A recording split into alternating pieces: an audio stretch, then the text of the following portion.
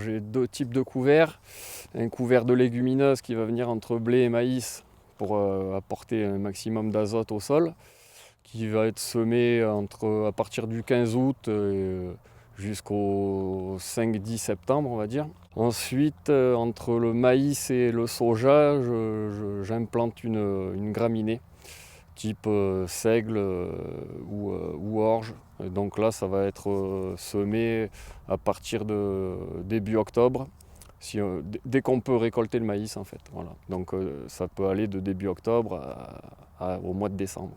Alors la composition du couvert de légumineuses, on est sur 120 kg de févrole, 20 à 30 kg de vesse, autant en pois fourragé, peut-être une dizaine de kilos de herse et 3 kg de radis structurator.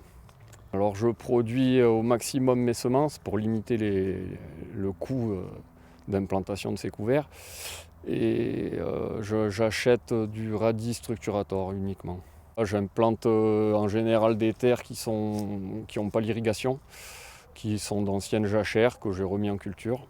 Donc en général entre 1 et 2 hectares par an suffisent à implanter 20 à 30 hectares de couverts. Le deuxième couvert de graminées est composé soit de seigle forestier, soit d'orge, dans lequel je peux parfois rajouter de la vesse. Et ce couvert est semé à la volée.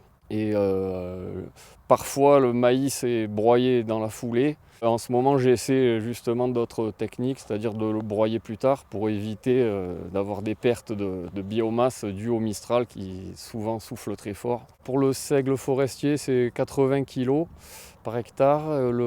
Pour l'orge, on est sur des 120 à 140 kg par hectare. Le couvert de graminées va venir encore compléter le stock de carbone du sol. Le choix des couverts en général,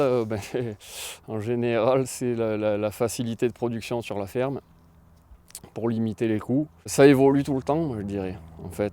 On a l'impression qu'on a atteint une stabilité, mais en fait, la gradation des sols continue toujours et apporte toujours de nouvelles satisfactions. Donc je pense que quand j'aurai fini ma carrière, j'aurai pas encore tout vu, quoi. Je pense qu'il y aura encore des effets bénéfiques de ce type de pratique, ouais.